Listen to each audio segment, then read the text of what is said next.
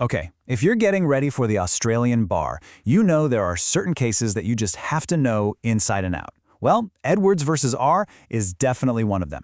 It's this landmark high court decision that really digs into what a fair trial actually looks like in our modern digital world. So let's get into it. You know, the central problem in this case is something every lawyer is wrestling with right now.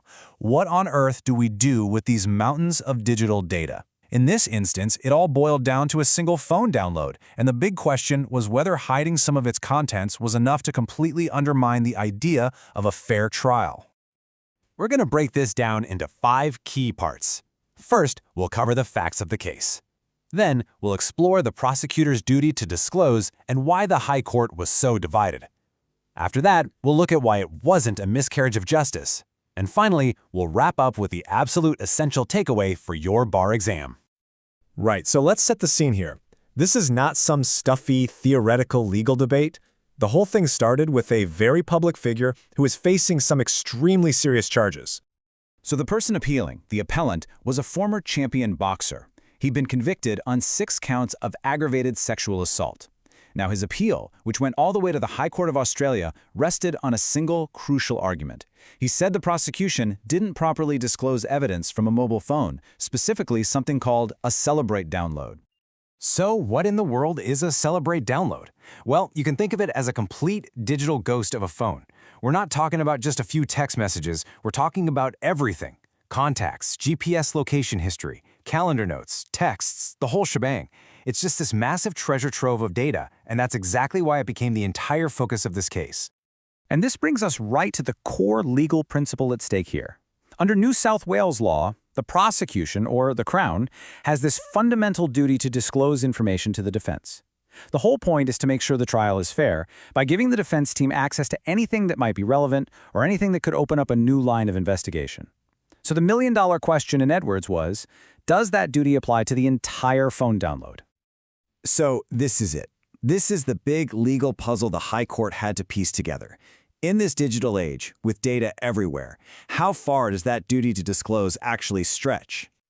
On the surface, the question seems pretty straightforward, right? Did the Crown mess up by not handing over the complete digital clone of that phone? The answer, though, well, that was anything but simple. In fact, it split the High Court right down the middle. And this is where things get really interesting, especially if you're a law nerd like me. The judges couldn't agree on the basic meaning of the word relevant when it came to disclosure. It's fascinating. You can see the 2 totally different lines of thinking here. On one side, you had the majority, Chief Justice Kiefel and Justices Keane and Gleeson. They said no, there was no breach. Their reasoning was that the duty isn't about handing over a data dump of everything, just what's relevant. And, they argued, the defense never really explained how that extra data was relevant.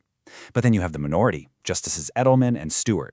They completely disagreed, arguing that, yeah, at the time, that data would have reasonably looked relevant. And, in fact, some of it was even used by the Crown itself. So you've got a court that's totally split on whether a legal mistake was even made. But that wasn't the end of it. There's a second question, and this is the one that ultimately decided the whole thing. And on this point, believe it or not, the judges were all on the same page. And this is the make-or-break question in just about any criminal appeal. See, it's not enough to just point out an error or a breach. The defense has to go a step further and prove that the mistake was so bad that it actually resulted in a miscarriage of justice. In other words, did it make the trial unfair? And here's the final score. Despite being completely divided on that first question, the court was united on this one. It was a 5-0 decision, the appeal was dismissed, there was no miscarriage of justice. So, how did they all end up agreeing? Well, this quote really sums it up. Even the judges who thought there was a breach, Edelman and Steward, came to the conclusion that the information that wasn't disclosed, things like text messages about boxing training, had no impact upon the trial at all. It just wasn't going to help the defense's case or change the final outcome. Okay, let's tie this all together now. If you're studying for the bar, this case isn't just a good one to know, it's basically a masterclass in how criminal procedure works in the real world. So when you're in that exam and a question about prosecutorial disclosure comes up, what are the absolute must-know principles you need to pull from this case? Here are the 3 big lessons from Edwards. First, the duty to disclose is broad. It's wide-ranging.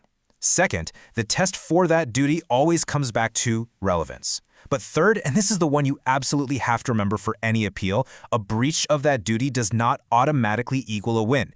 You still have that huge hurdle of proving that the mistake actually caused a miscarriage of justice and made the trial unfair. And that really leaves us with one final massive question to think about. Edwards gave us some clarity for sure, but it also put a spotlight on a massive growing challenge. As our phones, our computers, our cloud accounts create more and more data, is the Crown's duty to find and disclose every single relevant piece of information going to become a truly impossible task? That's the question that lawyers and judges are going to be battling with for years to come.